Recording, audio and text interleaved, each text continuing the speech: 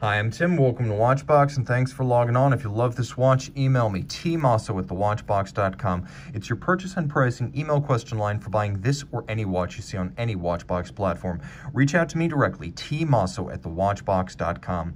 Today, we're discussing the latest version of the Journe LineSport Octa Sport, 44 millimeters in titanium. This Octa Sport is only 10.8 millimeters thick, and from lug to lug, across the wrist, 51.8 millimeters. Now, all in titanium, with a titanium bracelet and an aluminum movement and an aluminum dial. The watch is very light. As you can see on my 16 centimeter circumference wrist, though it is broad across the wrist, the specific shape of the lugs in the case means it doesn't wear quite as broad as the bare numbers suggest. It's also very thin for what it is, sitting low enough to slide underneath any kind of a dress sleeve or cuff. Take a look at it down the barrel and over the top. Good looking watch. And I have to say, many of you will conclude that it has become even better looking. I liked the rubber bumpers on the case and the bracelets. Here, we can see, as of 2020, those bumpers are gone. Sharp slash cut and with a little bit of an ovoid cross-section. Maybe we'll call it a kidney bean cross-section. You can also see that there are plenty of gaps between the links, so this bracelet, thoughtfully constructed, will not pinch skin, pull hair, or fail to vent the wrist on a hot day.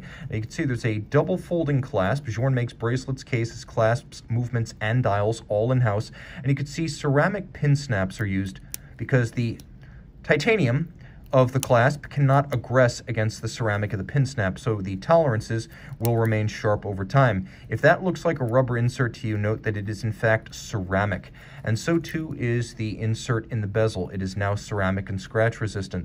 You can see that the case is the same. The Octa Sports, like the LineSport models, have always had an integrated bracelet and a different case shape than the classical dress watches from Journe. So you get that integration of brace and bracelet. Just remember, Journe's been doing this since 2011. He's not jumping on the integration bandwagon of our time.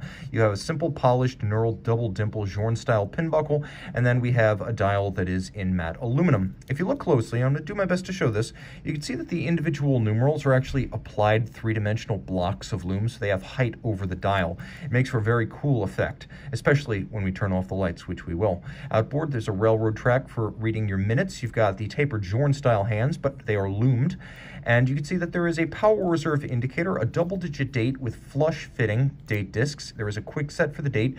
The power reserve indicator traces an absolute power reserve of 160 hours. Journe recommends you wind the watch at 120 hours, but if you let it go to the end, it will run for 160. There is a day-night indicator that turns red at night and then transitions back to a lighter color as you can see the date just jumped right there. It's very precise.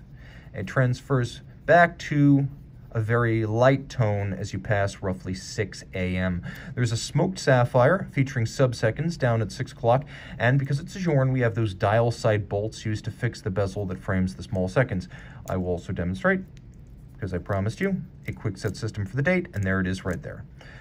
The watch does not have hacking seconds, and that's just about the only feature it lacks. On the reverse side, you can see that the movement here is Octa reference 1303, the third and most modern version of the Octa Automatic.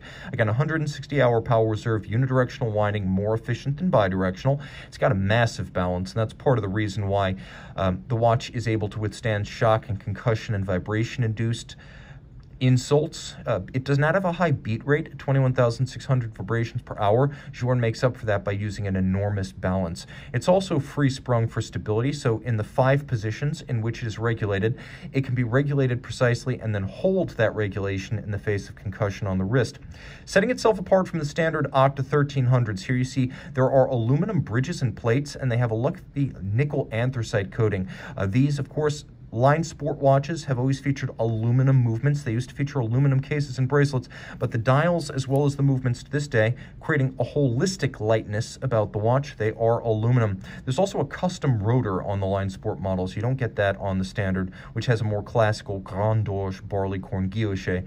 As you can see, it's nicely decorated with black polished screws. There are mirrored bevels and circular Cote de Genève with 2 sides of engine turning or perlage on the base plate, and then satination on the wheels themselves. Journe finishing is still a combination of mechanical and manual, but has become more accomplished and more handsome with time. The watch is 30 meters water resistant and very comfortable, hypoallergenic as it is entirely titanium. Reach out to Tim Mosso at thewatchbox.com for purchase and pricing details. We're back with the Octa Sport, and you can see those three-dimensional blocks of lume on the dial.